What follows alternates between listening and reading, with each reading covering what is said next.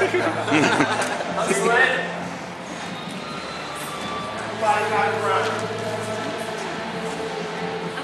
so happens poetry is mine.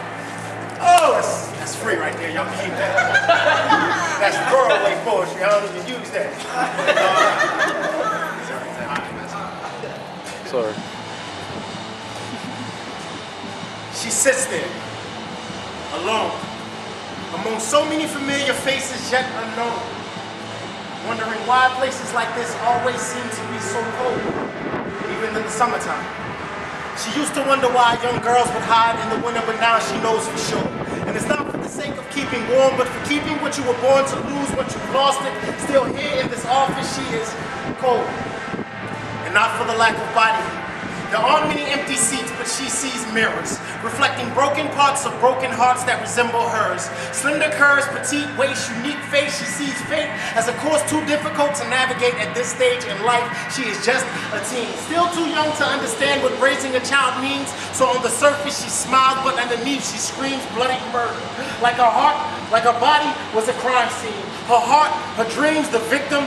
Her heart wrongfully imprisoned. Her mind is the only eyewitness to the crime, so she is here, submitting the evidence to her offense, but she is scared. Because the frigid chill in the air gives her the thrilling that death is there. So to her, this isn't a clinic, it's a morgue. And she can smell the wax like it was freshly slapped on the floor. The haunting stench of stagnant breath, even the coffee stains embedded in the pages on the receptionist's desk.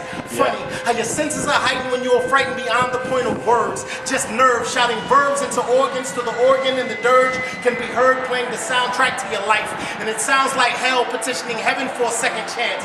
And suddenly she understands why love and war seem so much alike, as she fights with all her might to convince herself that though there is a life inside of a life, it doesn't know it's alive. So she has the right to decide whether it lives or dies without suffering the punishment of Cain.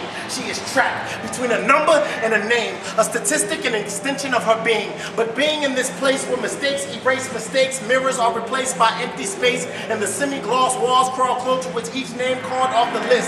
She has witnessed women who walk in with a gift, walk out with regret dripping down from eyes, down cheeks, like angels tumbling out of the sky to splatter in the streets, and she is cold, wondering why she was never told it would feel like this.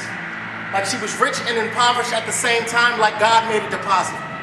Placed his prized possession in the bottom of her garbage jar. She feels like a goddess consorting with demons. She is screaming at the top of her lungs for help, but she is here by herself. Among so many familiar faces, she is alone. And the only thing breaking the silence is the steady ring of the phone and the occasional tone of the chime every time another lost soul strolls through the door, and she wants to warn them like, I hope you bought something to keep warm, something to keep sane, something that reminds you the blood in your veins maintains a temperature of 98.6 degrees, but in here, it will freeze, because the only way a mother will kill her unborn seed is if her heart was frozen solid. And if you're anything like me, you hate being cold, and I know it took everything down in the bowels of your soul to walk through that door on your own, but baby girl, you don't have to leave here alone.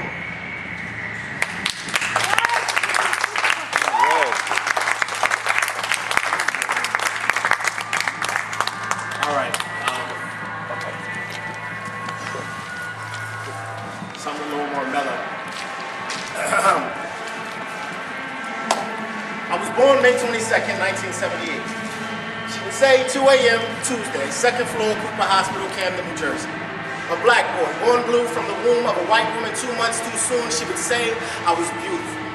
Screaming like I was mad at God for not letting me stay in heaven anymore, or like I was at war with my own identity. Said she never saw an entity born with that type of energy, and if memory serves me correctly, she said she was sorry. Sorry for walking away and never coming back, for never calling and never writing, but sometimes beauty is frightening. Like watching your child take its first steps. Like the process of growing old once you know you cannot stay young. Like learning to live with regret, like death. Like knowing you were more than I will ever be. Like dreaming to be free, only to be released and realize you were never bound, only secured by love. She said at 15, I still seem to be at war with who I was. And though knowing her would offer a shoulder, knowing God would offer closure, she told me I was a soldier. Because my eyes were too hard to be angelic, too passionate to be placid, too fierce to be frozen, too humane to be divine, but too much like heavens to be anything of mine. She said I was beautiful, unlike anything she'd ever seen. Said she never dreamed I would occupy a seat 2 feet from from her face to hear her say such things. Never thought she'd see me all grown up, and it's not that I wasn't tough, just never thought my heart was forgiving enough.